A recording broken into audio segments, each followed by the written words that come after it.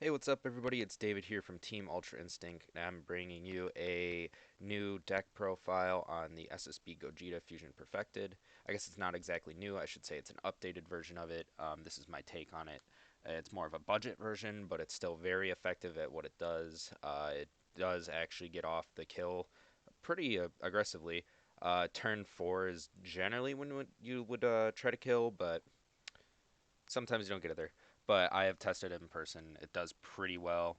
I'm doing this for someone who requested this deck profile actually, and the core of the deck is actually pretty budget. I think off the top of my head, it was like 35-ish dollars for the whole deck. Now, granted, I don't know if there's been any price increases since the time I last looked, but the core of it is what is that price. The cards that I have off to the side deck here, that definitely increases the price, but I just threw them over there as cards to consider for the deck. But the core is what I have been personally running and what has been working for me.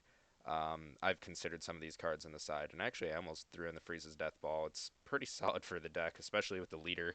If you get that activate battle off and you get the double strike going, oof, that's a big battle right there. But let's dive into the deck, talk about certain card choices and why we picked them.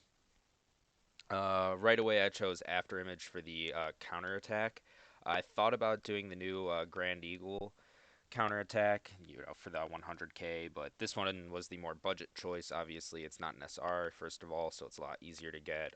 It's also in the, what is that starter deck? The most recent Saiyan Instinct starter deck, I believe it's called.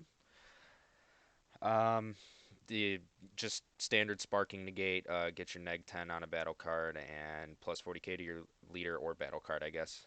Um, Generally, you're not going to have battle cards on board because most of them are going to hand, aside from Jiren and maybe Coquette, but generally your board will be clear until you start going for your Gogeta package. Now we have Jiren. I think he's the most expensive card in the deck. He should be the most expensive one, riding around like nine-ish dollars each, maybe a little bit more now with the 10k hype. But this card is pretty essential to the deck if you want to start applying pressure in the late game. You're going to be getting a lot of 10ks in the drop area. So basically, what Jiren does is you can only have one of them on board. He has barrier. Now, keep in mind there is a lot more barrier removal in the game now, so sometimes you don't want to play him super early. Um, but when you have 10 or more battle cards in your drop area with 10k power at the start of your main phase, so that means that basically at the beginning of your turn, now if you go like in and out of battle, because that's still part of your main phase, at the start of your main phase, he gains 25k power, double strike, dual attack, and then when your opponent activates counter skills, they place two cards from their hand in the drop area as an additional cost. The main part that we really care about, yes, he does apply pressure, but it's the fact that if they want to counter, they drop two. And that is why he's an essential part of this deck. Being able to apply pressure is extremely nice. Now we have the four of the Son Goku prepping for fusion, four of the Vegeta prepping for fusion. These cards are your most essential pieces. You can use them for your leader ability to discard them and draw two and take a life, or you don't have to take a life, you can just draw two. Or the activate battle later on to have two Goku BR and Vegeta BR in the drop area, and then gain double strike with your leader, and then your opponent can't activate counter skills with an energy cost of two or more. I put them at four each because, well, one, you're going to be getting a lot of value after playing them. They go back to your hand at the end of your turn. You'll be able to get the Gokus or the Vegetas, depending on which one you play. Um, but we'll talk more in depth on the other Gokus and Vegetas once we get around to them. Obviously, we have these two next. Now, you may be wondering why I have one-ofs of each of these. Personally, I thought it was just nice to have only one-ofs of them because I didn't think they were essential, but it is nice seeing them as one for a target or two applying that slightly extra pressure or search power to get one, your Gogetas, or two, just to be able to do their activates, which is he can become a 15k or he can become a or force a -5 onto something. So you can remove, for example, this Frieza right here. It's the 4K power. You just neg it by 5 and gone right off the board. You deal with that problem right then and there. But the main reason I wanted them was extra targets for the deck. And second of all, I personally like the cards. That's why I threw them in there. Now, Coquette, you may be wondering why this is here. Some of you may not be wondering it. But simple, she searches out the Jiren from your deck if you don't see it when you need it. So essentially, it's kind of like you're running 6 of the Jiren, but in this case, you're going to have to pay 2 for it, but you get a 15k body on board and you bring out the Jhin. Now, keep in mind that when she does bring out the card, it has its skills negated. So he will not have barrier until the start of their turn, but you can have her bring him out to establish him on board for future turns. Um, so she's nice to have for extra pressure as well. 15k, like I said, um, and helps you find him if you haven't seen him. But since I said he's an essential part of it, I think she's also pretty essential in finding that piece that you need. Our super combo is the support attacks on Goten. This is just a 4 life super combo. You're going to be able to self awaken with your leader, so that's why we are not running any self awakeners in the deck. You could consider running them. I just personally opted out of it. Wasn't too big of a fan of them in here, but does apply extra pressure. Then we have Trunks Deluge of Power. This is a Draft Box 4 card, but it is actually a relatively cheap Draft Box 4 one. He essentially is a 10k combo for red battle cards that are attacking. Actually, I guess defending too. Just for your red battle cards, he'll be a 10k combo. He's pretty useful overall. I've found extreme use. He's another 10k for the deck as well, so that's why I opted to put him in here, but helps you apply more pressure. Personally, I think this card's pretty essential in the deck, but people would argue otherwise. But if you like it and you've tested it, you may see that it's got its uses. I mean, the 10k is what really broke it being in the deck for me. But then we'll move on to Vegeta preparing for battle. You may be wondering why we are using this guy. Well, he lets you reuse some Vekus. So these guys, you can reuse them, or you can discard them from your hand to choose a Gogeta BR. Now, I'm running a one of the SSB Gogeta, so if he somehow gets milled or comboed away or critted away, uh, being able to bring him back with this, it's like I'm essentially running 3 more copies of him. Same could be said for these guys, all of them. Uh, just being able to grab your pieces from the drop area is so nice. Also, extra fusion target for the Vekus, or a search target for the Goku.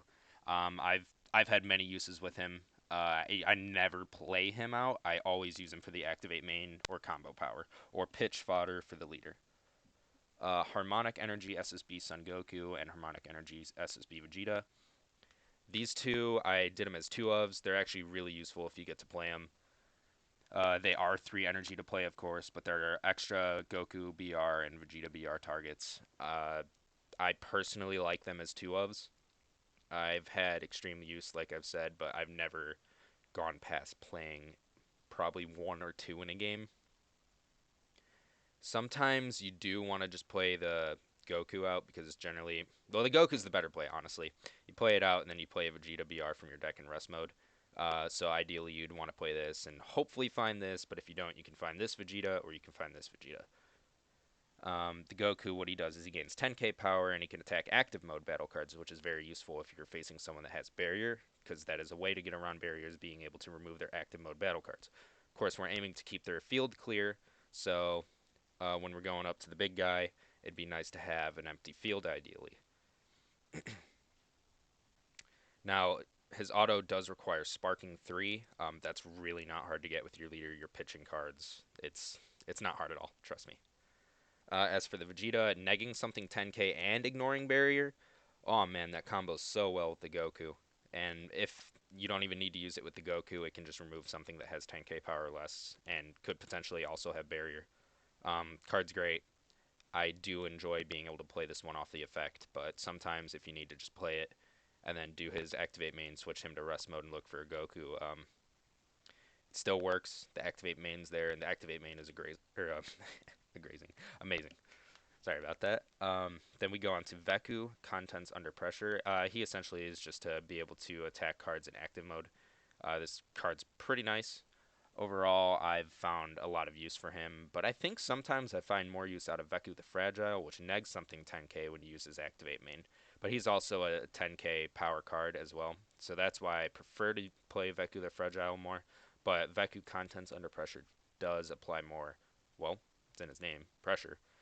15k that you can play for free is amazing. And then I do run 2 Energy Volley Gogeta. I haven't gotten to play this card as much as I'd like to, so you could opt to take this card out. But I've found situations where he's been really useful. Gives me hand knowledge. I can get rid of something in their hand. Allows me to apply pressure. Now, the only issue I have with it is generally you're going to be getting rid of mm, 3 cards plus playing him.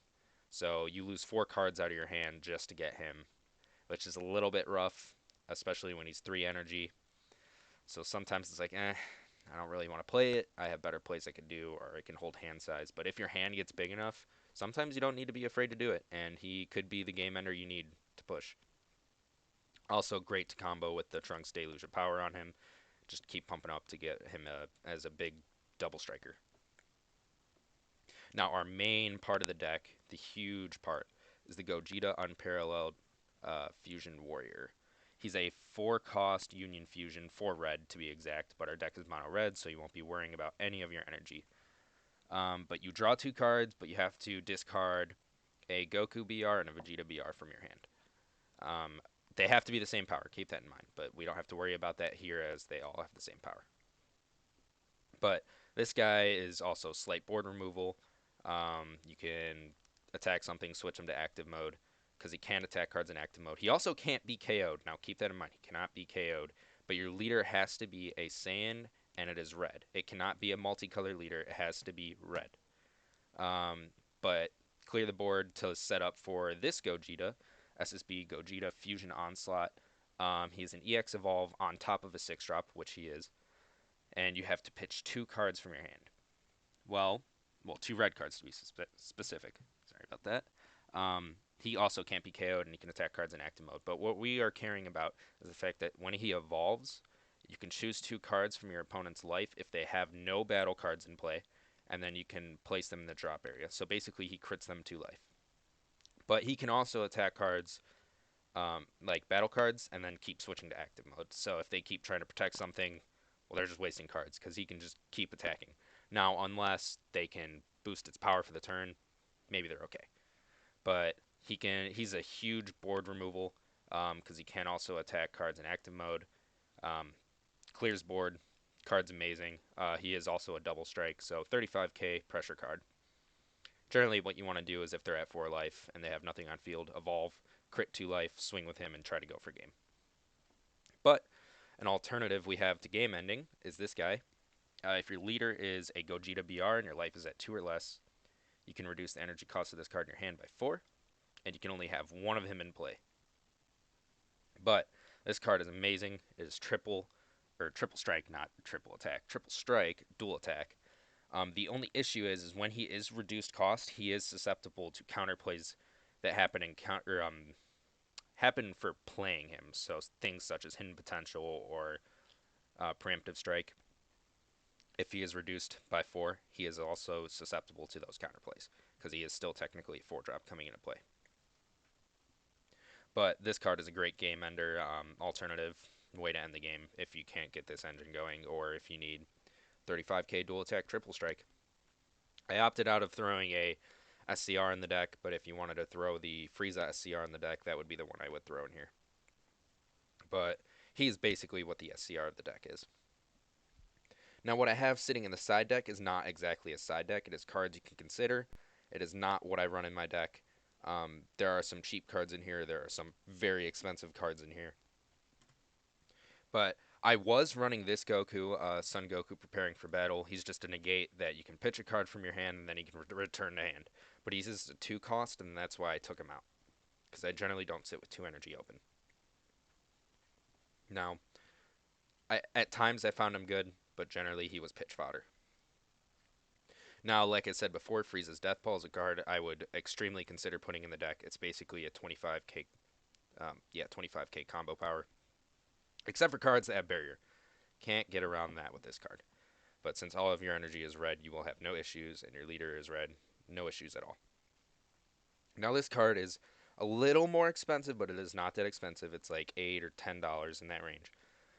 But this card is insane if it sits on board. The only problem is you can't untap energy as well in this deck. But if you have nothing better to do for your turn, this card is amazing. So Frieza's Death Embrace, just a simple play it, draw a card.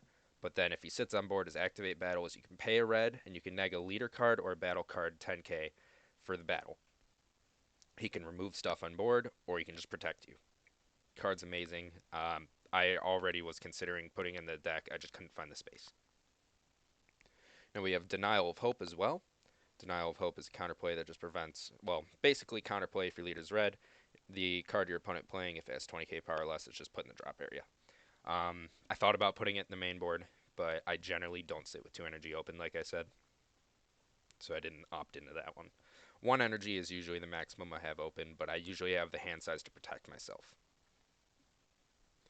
Now, the Supreme Kai card, I wasn't sure how I felt about it going in the deck, but it does work with other cards gaining double strike, so I was like, okay, we'll throw it here for now, and I'll talk about it. Being able to give something double strike is amazing. Everyone knows that. It's considered in almost every single deck. It doesn't even have to be a red deck, but I put it in the side. I put this over Champa because you can play it for 2 energy rather than paying 3.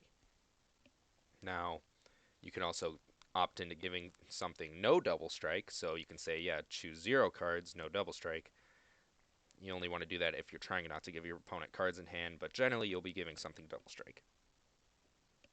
Now, this is probably the most expensive card I considered. Broly Crown of Retribution is just an insane card that forces your opponent to either counterplay you or you see their hand.